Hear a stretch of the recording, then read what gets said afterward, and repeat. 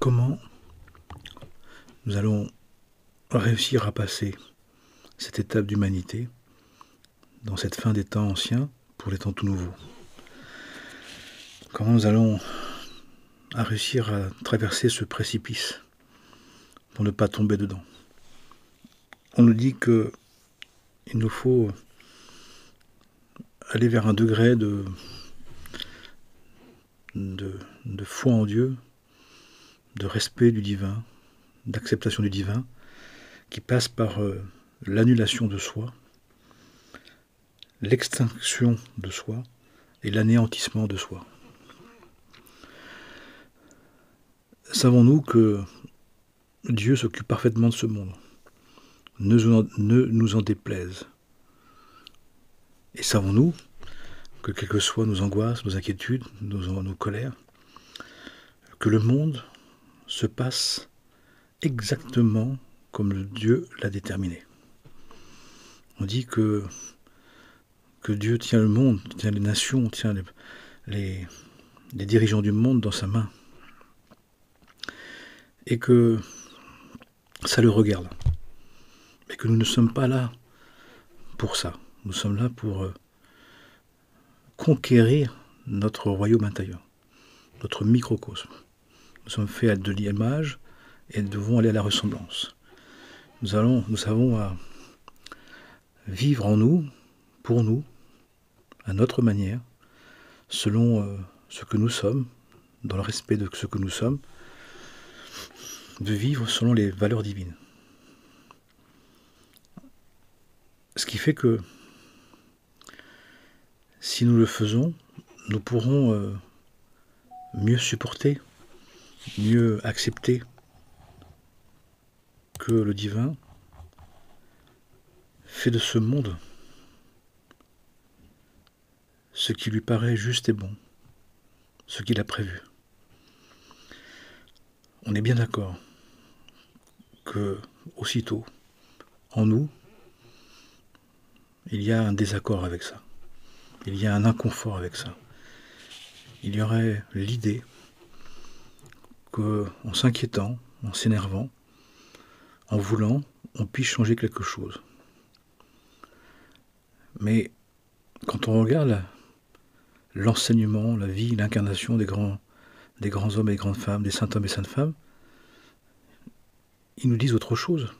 Ils nous disent que l'acceptation de sa volonté passe par un travail intérieur d'annulation, d'extinction et d'anéantissement de ce qui en nous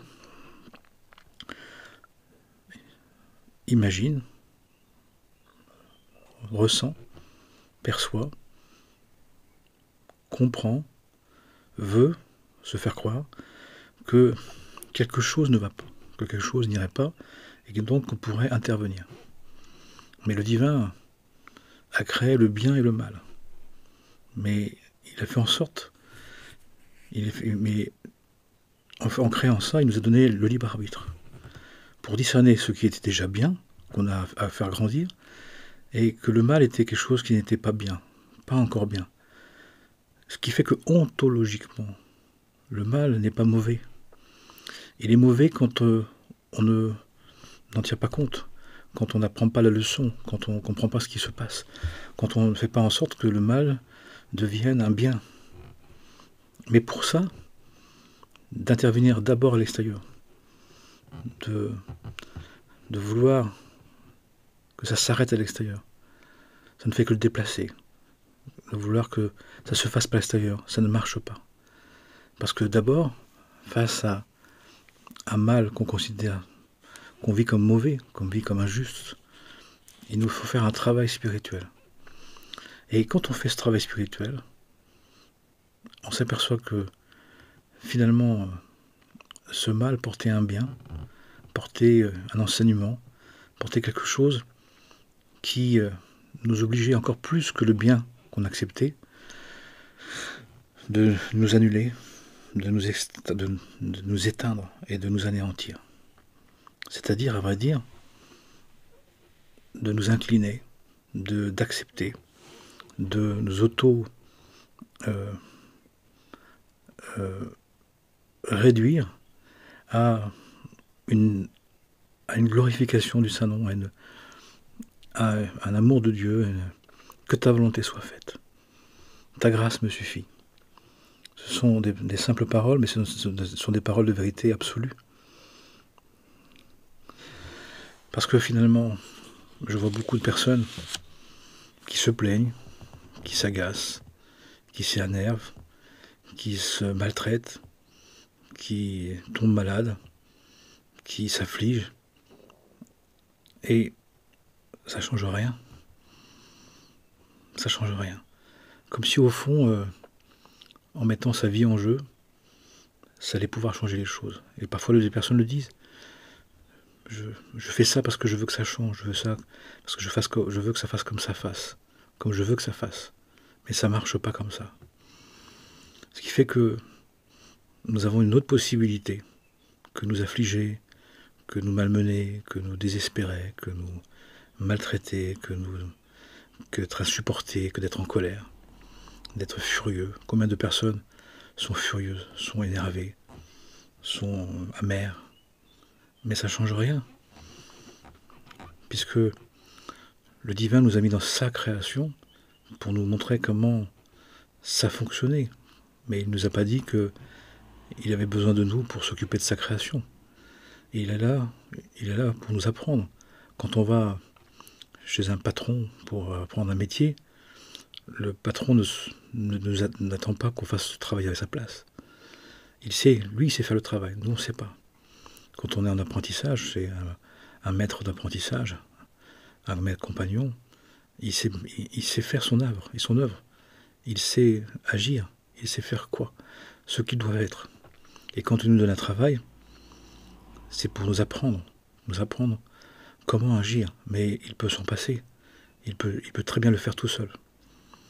Donc de croire que notre vouloir pourrait changer quelque chose que le Dieu a décidé, c'est d'une arrogance, d'une idolâtrie, d'une ignorance cruelle, et qui met les êtres à plat.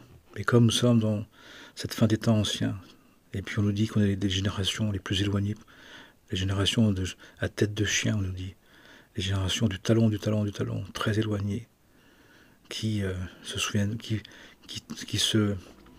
oublient vite, qui s'égarent vite, que finalement, on croit qu'en se débattant, en imposant, en se forçant, en obligeant, en s'abîmant, en se faisant de la peine, en étant en colère, en étant mécontent, on va pouvoir changer les choses. Il suffit de constater que ça ne marche pas. Même quand ça marche un peu, ça marche pas longtemps. Mais ça ne marche pas. À quoi bon s'opposer, de se contrarier, pour arriver à quoi? À être cassé, à être brisé, à être malheureux. Alors qu'il nous est possible un autre chemin, la voie du bienheureux, celui qui est celle qui accepte. Comment? En s'annulant, en s'éteignant, en s'anéantissant devant ce qui se passe. Seigneur, j'annule tout ce qui en moi n'est pas d'accord. J'éteins en moi tout ce qui pense être capable de faire quelque chose.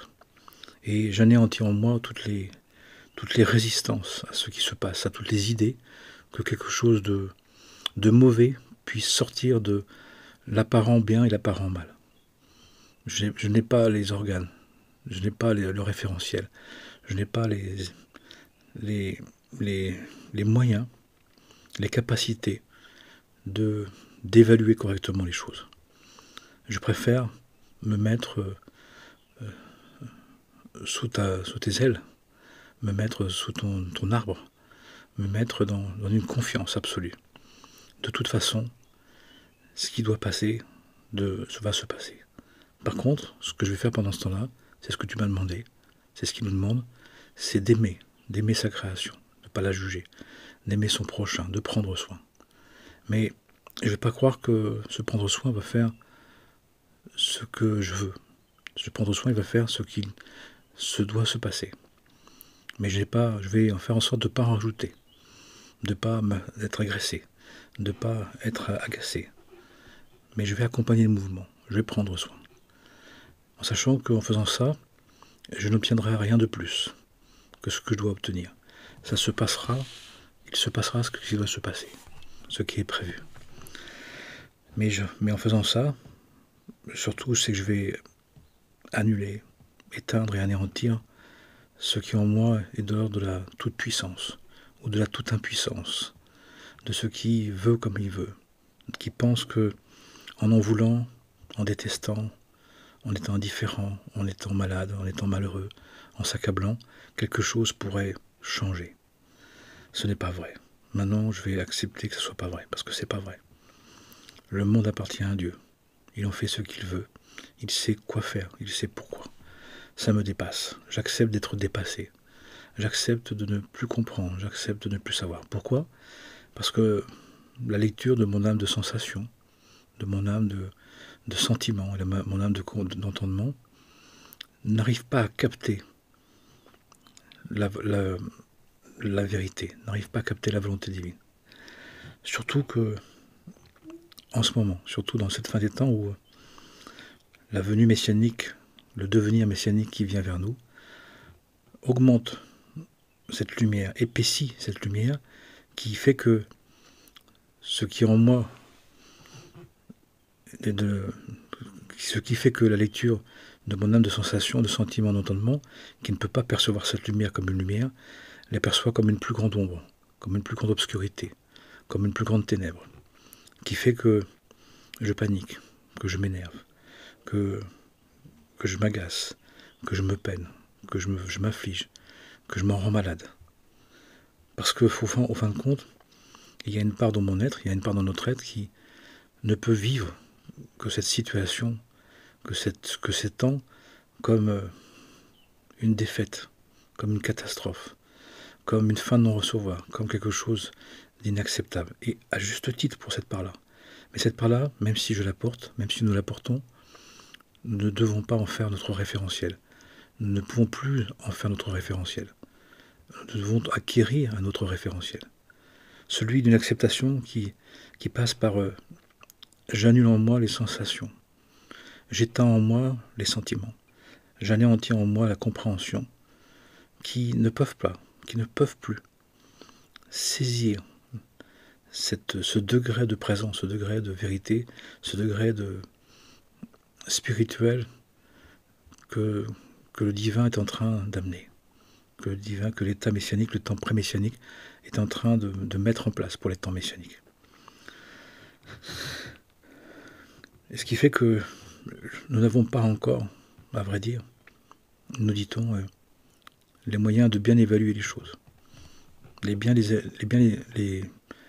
les situations de bonne manière, serait, nous dit-on, que le bien est un bien déjà acquis, est une chose qui est déjà en ordre, qui est déjà alignée. Et le mal n'est pas ontologiquement, en son essence, n'est pas mauvais, puisque c'est Dieu qui l'a créé. Et on le voit dans le livre de Job. Et il demande à Job, il dit, il faut que tu intègres le mal comme le bien. Et Job va faire tout ce travail-là. Et il va faire en sorte de dire que, à travers ce qu'il ne voulait pas, ce qu'il ne voulait plus, ce qu'il n'attendait pas, ce qu'on lui enlève, ce qu'il n'a pas prévu, ce qu'il n'a pas souhaité, ce qu'il n'a pas désiré, Dieu est là aussi. Relisez le livre de Job, lisons-le, étudions, méditons le livre de Job, de Job, intensément. Et c'est un sujet pour les temps actuels. C'est une dynamique pour les temps actuels. Dieu est mon Dieu, lui il sait. Même si l'apparent est mal, même si l'apparent me fait mal, même si l'apparent me déçoit, me désole. Forcément, puisqu'il y a une part de moi qui n'a pas cette référence-là, qui avait la référence que la bonne sensation, que la bonne émotion, que la bonne compréhension disait que la présence de Dieu était là, était effective, était juste et bonne. Et quand je n'avais pas une bonne sensation, une mauvaise sensation, quand je n'avais pas un bon sentiment, une bonne sensation, une bonne émotion, une mauvaise émotion, quand je n'avais pas une bonne compréhension, une mauvaise compréhension, cette part en moi considérait que le divin n'était pas là. Et que je devais le remplacer, je devais l'y mettre, je devais le faire venir. Comme si on avait la capacité de le faire venir. Non, Ce qu'on a à faire, c'est de le reconnaître. Et le travail qu'on a à faire actuellement, et qu'on aura à faire dans les temps à venir, c'est cette capacité, pardon, de reconnaître le divin là où on le voit déjà, mais surtout là où on ne le voyait pas, là où on ne le concevait pas, là où on ne le ressent pas, là où on ne le veut pas, là où on ne l'imagine pas. Et c'est tout le travail. Ce travail-là, il ne peut pas se faire tout seul. Il a besoin de se faire avec le soutien de l'étude des textes, de l'étude des maîtres, l'étude des commentaires, l'étude des saints hommes et saintes femmes qui nous montrent cette capacité de se mettre à disposition de la vie telle qu'elle est,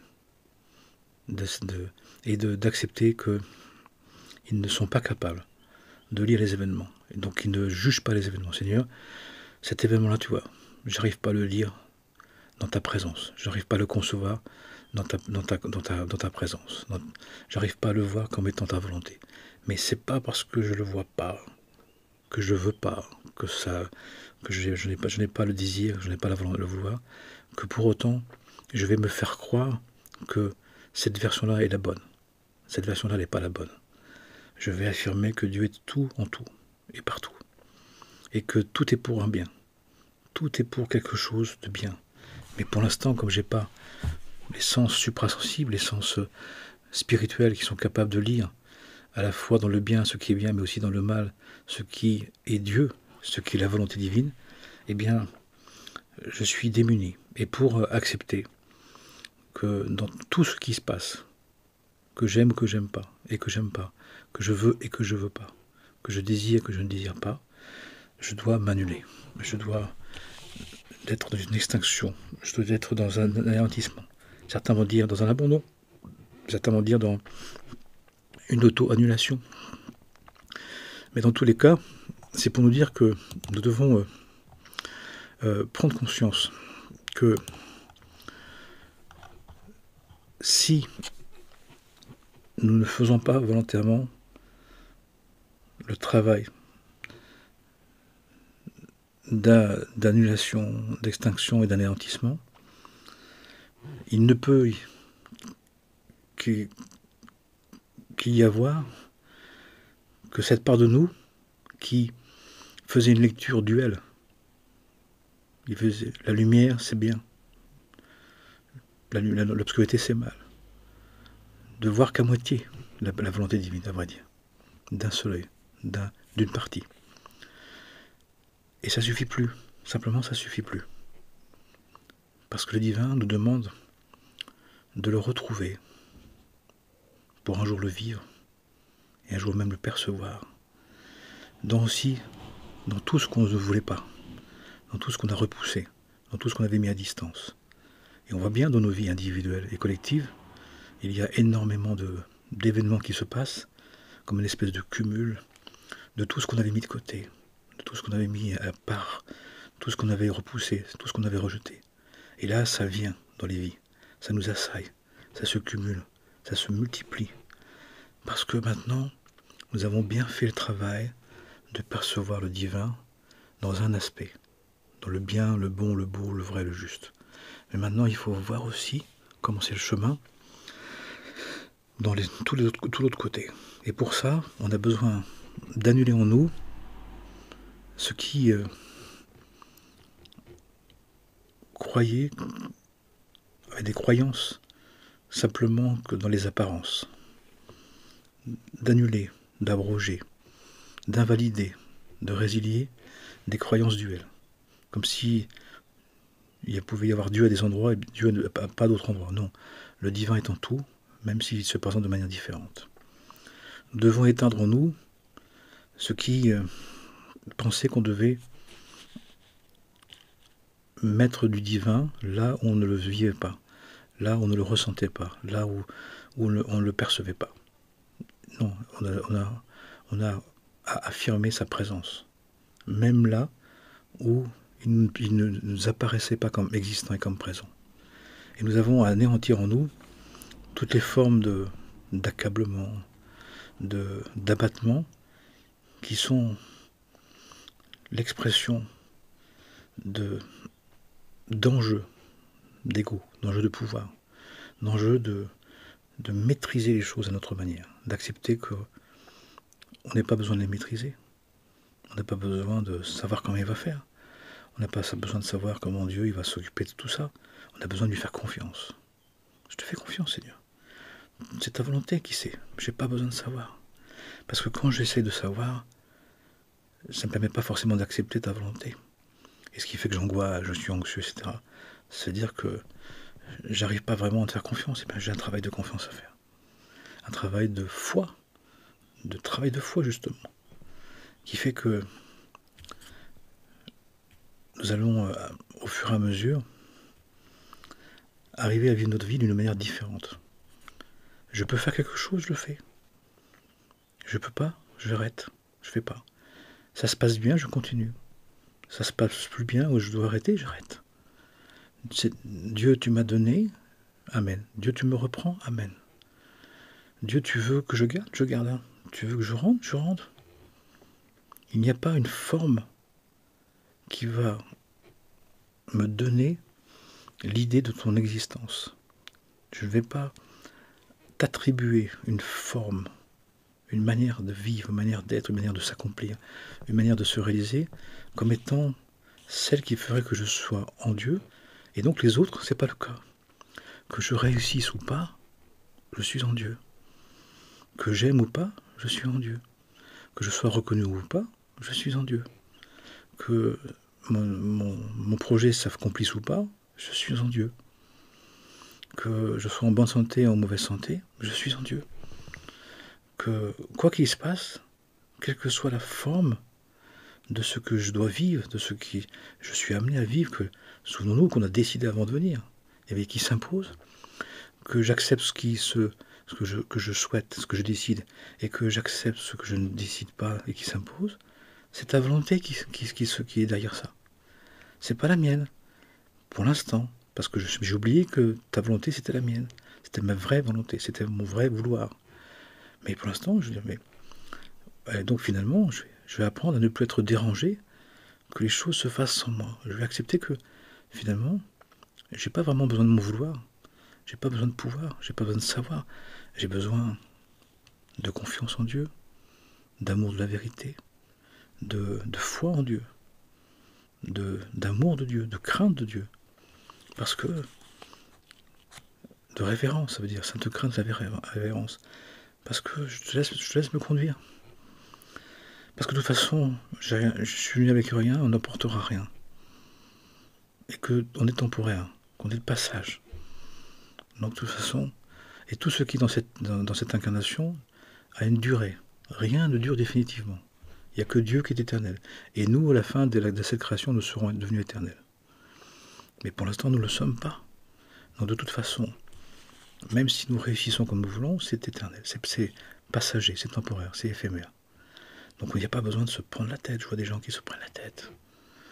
Oui, mais ça se passait comme ça avant, ça se passe plus. Mais je voulais comme ça et ça ne le fait pas. Et puis, je veux que ça soit comme ça et que c'est pas comme ça. Mais est-ce que vous en avez les moyens? Non. Alors pourquoi vous le voulez encore? Pour vous affliger, pour vous faire la peine, pour vous déstabiliser. Et puis je veux que mon fils il soit comme ça, et je veux que ma fille elle soit comme ça, et je veux que mon mari soit comme ça, et je veux que ma femme elle soit comme ça, et je veux que le monde soit comme ça, et je veux que le gouvernement soit comme ça. Mais vous avez les moyens de changer les choses? Vous pouvez intervenir? Vous vivez dans l'idée que vous pouvez changer l'autre? Vous pouvez même changer un État, un gouvernement, même un pays, même le monde? Ça va? Et vous avez les moyens de le faire? Faites-le, vas-y. Mais si vous n'avez pas les moyens de le faire, arrêtez. Pour faire quoi? Pour vous gâcher la vie que vous avez? Ouais, mais je m'étais donné une réussite. Je m'étais donné une vision des choses. Je m'étais donné un résultat. Oui, vous vous étiez donné. Mais remettez en question cette idée-là. Pourquoi vous étiez donné ça? De quel droit? D'où ça vient? Ça sort d'où ça? Que vous pouviez déterminer ce que c'était la réussite, l'amour, la fraternité, dadada. C'est marqué où ça? C'est marqué dans quel référentiel? Celui de Dieu, du divin ou le vôtre? Et en plus, il ne marche pas. En plus, vous en souffrez. Et en plus, ça vous met mal, ça vous en rend malade. Ça s'appelle une idolâtrie, ça s'appelle une profanation du Saint-Nom, ça s'appelle un orgueil, ça s'appelle une vaine gloire, ça s'appelle se prendre pour Dieu. On le fait tous d'une certaine manière. Mais à un moment donné, il faut se rendre compte que ça ne peut pas marcher, et que surtout, c'est que c'est dangereux. C'est dangereux. Et je vois des êtres qui insistent trop, au point... Et une des choses qui est le plus mignon, entre guillemets, c'est que parfois qu'on pense qu'en souffrant, qu'en mettant sa vie en jeu, que le divin va changer les règles du jeu pour nous. Quand on est très malade, c'est ce qu'on joue à un moment donné. Parce que on ne veut pas accepter que la vie elle soit comme elle est. On ne veut pas accepter que les choses soient comme elle est. Donc on met sa vie en jeu. Comme si, en mettant sa vie en jeu, le divin va dire, bon écoute, pour te faire plaisir, je vais changer les règles du jeu. Ben non, ça marche pas comme ça. Sachons-le, ça marche pas comme ça. Il va se passer ce qui doit se passer. Le divin a prévu à ses objectifs pour l'humanité et pour les peuples, pour les pays. Et puis, un objectif à chacun, la possibilité au titre individuel. Notre libre arbitre, c'est au titre individuel. Notre libre arbitre, c'est au titre individuel. Nous pouvons changer les choses. Mais c'est quoi changer les choses? C'est de vivre plus consciemment, par l'étude, la méditation, des enseignements, par la prière, plus consciemment, selon la volonté divine. C'est ça le changement. C'est pas je fais ce que je veux, comme j'ai envie. Parce qu'on va dire c'est ce qu'on essaie de faire, mais ça marche pas. Qu'on tente de le faire, c'est légitime, mais qu'on insiste un peu trop, c'est dommage, c'est même idiot. Et surtout, c'est qu'on se fait du mal pour rien. Bien évidemment, c'est pas grave tout ça. On partira, on reviendra, ou on continuera dans des cieux, dans des mondes. Mais sachons, même si c'est évident, qu'on ne changera pas la volonté divine. Que les choses ne se feront pas comme nous on veut, mais comme Dieu veut. Et c'est pas parce qu'il nous propose de participer, c'est pas parce qu'il nous donne un libre arbitre que on peut faire ce qu'on veut. Notre libre arbitre, c'est la possibilité de changer pour se conformer volontairement, adhérer consciemment à sa volonté. Est-ce que nous le savons? Parce que si on ne le sait pas, ben, je nous l'apprends. Bien évidemment, encore une fois, prenez ce que vous souhaitez de ce que je dis, comme vous souhaitez. Ce sont les enseignements traditionnels que j'essaie de vous dire, de nous partager. Maintenant, je sais que nous sommes tous des hyper narcissiques, des hyper égaux, que chacun en pensera ce qu'il en veut. Oui, mais quand même, j'ai bien le droit, mais quand même, je suis bien légitime. Si vous voulez, faites l'expérience, mais vous aurez l'information. Et que peut-être, éventuellement, si Dieu veut, peut-être à un moment donné, quand vous serez arrivé au bout, parce que c'est inévitable, du refus, de la contrariété, de l'opposition, peut-être que vous direz, ouais, finalement, là, l'autre là-bas, là, il a dit quelque chose là qui commence à me parler, quoi. Parce que bien évidemment, la vérité, on la met à mal, la vérité, on la teste. C'est inévitable, c'est comme ça. Même ceux qu'on accompagne depuis des années, même ceux qui demandent des accompagnements, même ceux qui demandent de l'aide, ils testent tout. Vas-y, teste. Vérifie par toi-même, c'est très bien. Par contre, quand tu auras vérifié, un conseil spirituel, si je peux me permettre, tiens-en compte. Tiens-en compte. Ça serait ballot d'avoir repoussé la vérité, puis une fois que la vérité, elle s'impose comme une vérité essentielle, maintenant de ne pas la retenir et de ne pas en tenir compte. C'est dommage. Mais c'est toujours comme ça. Pour arriver à un moment donné où, dans notre vie, on arrête de s'affliger, on arrête de s'agacer, on arrête d'en vouloir, parce que c'est ce qui détruit le monde, c'est ce qui abîme le monde, c'est ce qui blesse les relations, les êtres. La frustration. Pourquoi tu es frustré? Tu as suffisamment à manger? Tu es en bonne santé? Tu as de quoi faire, de vivre ta vie? Ouais, mais je veux pas, j'ai pas ce que je veux. J'ai plus ce que je veux. Puis je voulais comme ça. Puis ça se passe pas comme je veux. Puis je trouve quand même que le gouvernement et le pays et les nations et ceci. T'as du temps à perdre. T'as du temps à perdre à penser à des choses où tu peux pas intervenir. T'as le moyen d'être bien heureux. T'as le moyen d'être aimé ton prochain. de prendre soin autour de toi, de faire le bien. Ça ne te suffit pas. C'est ce qu'on nous demande. On nous demande ça. Sois bien. Accepte la vie que tu as. Acceptons la vie que nous avons. Prenons soin de notre entourage. On aura réussi notre vie. On aura fait notre part. Mais de là à vouloir changer les grandes idées, changer les choses. T'en as les moyens, non, tu peux aller passer à autre chose. Mon maître me disait, tu peux changer quelque chose, non? Alors tais-toi. Occupe-toi de toi. Occupe-toi d'aimer ton prochain. Occupe-toi de ne pas te mettre en colère. Occupe-toi de bénir la vie. Occupe-toi d'apprécier Dieu en tout. Puisque c'est ça finalement l'objectif. C'est qu'on arrive à apprécier le divin en tout. Pas seulement là on le voit déjà, là on le sent, là on le vit, là on le pressent, là on le veut, là on le désire. Mais aussi dans tout le reste. C'est ça le travail spirituel. Tout est fait de la main de Dieu. Tout est écrit sur la page blanche du divin, du cœur de Dieu. Nous en déplaise, ne nous en déplaise. Qu'on soit agacé, énervé de ça, ça ne changera rien, mais on peut. Jusqu'au jour où on est épuisé, jusqu'au jour où on n'en peut plus. Et jusqu'au jour, à une patte, à deux pattes, à quatre pattes, allongé, alité, désespéré, on appellera. Ça, c'est inévitable de toute façon, on l'a vu. Je l'ai vu de maintes fois, pour moi, pour d'autres. Au bord de l'effondrement, au bord de la mort, au bord de la catastrophe, au bord de l'hypersouffrance, de l'hyperdouleur. Et à un moment donné, il y a un appel. On appelle sa mère et on appelle Dieu, à un moment donné.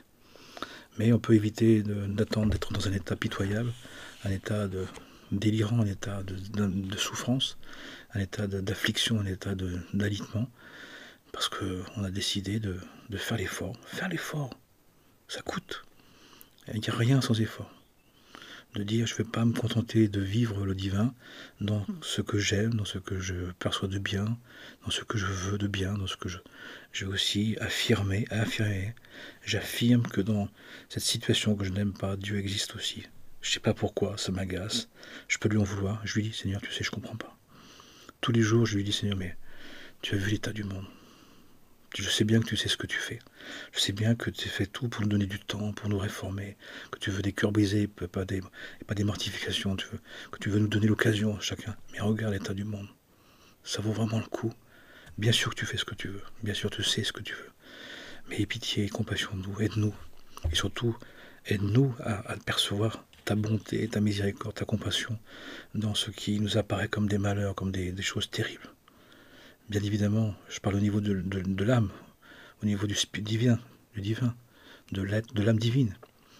Et que soit épargné pour autant tous les malheurs du monde à tous et à toutes sans exception. Mais en même temps, tout ce qui se passe, en le reconnaissant comme étant sous le regard de Dieu, dans la volonté divine, je ne suis pas en train de dire que Dieu est en train de nous faire du mal. Je n'ai pas dit ça. Je ne suis pas en train de dire que le divin, il a plaisir à nous martyriser. Je n'ai pas dit ça. Je dis que nos choix, mauvais choix, qui nous font du mal, Dieu, lui, il en fait un bien. Il nous aide à en faire un chemin de repentance, un chemin de retour, un chemin de retrouvailles, un chemin de compréhension, un chemin de conscience. Mais pour ça, il est nécessaire, il est important, il est vital, il est utile de dire Seigneur, j'ai fait des erreurs. Je ne t'ai pas vu encore dans mes malheurs, je ne t'ai pas vu dans ce que j'ai fait qui m'a rendu malheureux. Viens me montrer ta présence, viens me montrer comment revenir vers toi, comment me reconduire sur le bon chemin. Aide-moi à te percevoir dans mes malheurs, dans ce que j'ai pas voulu, dans ce que je déteste, dans ce que je hais, dans ce que je repousse. Parce que bien sûr que tu es là. Et je sais que c'est pas toi qui as fait ça, puisque tu as dit dès le départ, je mets ma vie devant toi et mes bénédictions. Mais si tu choisis, toi, par ton libre arbitre, autre chose, tu vas être malheureux. Mais tu peux aussi choisir, parce que je t'ai mis dans une situation où tu peux choisir. Mais sache que ton choix, c'est un libre arbitre qui te permettra de revenir. Il faut quand même s'apercevoir de ça. Le divin nous a donné un libre arbitre où on peut s'égarer, mais on ne peut pas se perdre. Et au moment où on serait vraiment dans l'égarement, il vient nous chercher. Parabole du berger, du bon berger. Dans les évangiles, il y en a d'autres textes, dans d'autres religions, traditions, dans d'autres textes sacrés, bénis soit-il. Donc, nous sommes dans une période de temps où il nous faut acquérir, au fur et à mesure, mais très rapidement, les prémices d'une vision des choses qui intègre tout, comme étant dans la présence de Dieu, dans la volonté de Dieu. Pas simplement ce qu'on voulait, pas ce qu'on aime, pas ce qu'on attendait. Pas simplement dans ce qui nous convient, mais aussi dans ce qui ne nous convient pas, dans ce qui ne nous convient plus, dans ce qui ne va pas. Et Seigneur, je mets ta volonté. Ça vaut le coup, surtout qu'on n'y arrive pas, surtout qu'on n'y arrive plus, surtout quand on est abattu, surtout qu'on n'en peut plus, de s'agacer, de s'accabler, d'être amer, d'être désespéré. J'en vois tellement de personnes. Ça sert à rien. C'est d'ajouter de l'huile sur le feu, c'est de s'enliser, c'est de tomber dans l'abîme du mal-être. Mais à un moment donné, tout ça, c'est fait aussi, le divin en fait aussi un chemin de retour. Il y a un degré de désespoir, il y a un degré de lassitude, il y a un degré de souffrance, il y a un degré de douleur qui nous fait demander à Dieu sa présence, de reconnaître que Dieu est présent. Bien sûr qu'il a toujours été là, mais on ne le savait pas, on ne l'avait pas misionné. Et là, soit par la conscience de la vérité, soit par les épreuves, nous avons la possibilité de nous dire, mais Dieu, je sais que tu es là, je veux que tu sois là, je te demande de venir. Viens dans cette histoire, dans cette situation, dans ma peine, dans ma douleur, dans ma souffrance, dans ma haine. Parce que j'y arrive plus, parce que j'ai combattu, j'ai voulu revenir légitimement comme avant, mais j'ai pas réussi. J'ai repoussé, mais maintenant c'est plus possible, que je suis accablé, ça se cumule, les dettes, les séparations, les souffrances, les dénigrements, les indifférences, et après les problèmes de santé qui tombent avec, les problèmes matériels, les problèmes financiers, les problèmes relationnels, les problèmes psychiques, les problèmes physiques. Eh bien, tout ça, ontologiquement, a été prévu par le divin pour nous faire, non pas pour nous accabler, mais l'accablement qu'on a engendré par nos propres choix. À un moment donné, quand on voit que ça ne marche plus, que ça ne marche pas, qu'on est dans une impasse, la sortie qu'on ne voit pas, c'est d'appeler le divin. Seigneur, viens dans mon mal-être. Viens dans mon malheur, viens dans mes erreurs, viens dans ma bêtise. Il suffit de lui demander. Il suffit de lui demander et il vient. Il intervient. Et plus on lui demande, plus c'est sérieux, plus c'est vital, plus c'est essentiel, plus il va nous aider. Mais il ne va pas nous aider comme on veut. Il ne va pas nous aider comme on avait prévu. Il ne va pas nous aider pour refaire comme avant. C'est quand on est quelqu'un qui veut arrêter l'alcool, c'est pas pour qu'il recommence, c'est pas pour boire avec lui. Tu veux t'arrêter, d'accord, je vais t'aider. Mais je vais t'aider pour que tu t'arrêtes de boire, que tu ne recommences pas. Donc le divin, il va nous donner, il va nous rappeler, il va nous offrir, il va nous proposer, il va nous rendre le chemin originel, le chemin droit. On a pris des chemins de traverse, où on s'est égaré, où on a traversé, on est passé à travers des ronces, à travers des crevasses, à travers des difficultés qui nous ont blessés, qui nous ont égarés. Et là, le divin, il nous remet sur le chemin droit, le chemin direct. Est-ce que nous sommes prêts à vivre sur ce chemin, à le désirer, à le vouloir, à l'accomplir? Ça nous appartient. Ça nous appartient vraiment. C'est à nous de décider. C'est une proposition, c'est une invitation, c'est un renseignement. Puissions-nous avoir envie, à travers tous nos malheurs et nos mal-être, de dire à Dieu, viens et montre-moi le chemin de la paix, de ta compassion, de ta bénédiction, de la facilité, de la tranquillité, de la paix, de la joie et de la vérité, bien sûr. Amen et Amana. Que Dieu nous bénisse dans cette nouvelle semaine, pour le bien de tous les êtres et pour la paix générale. Amen et Amana.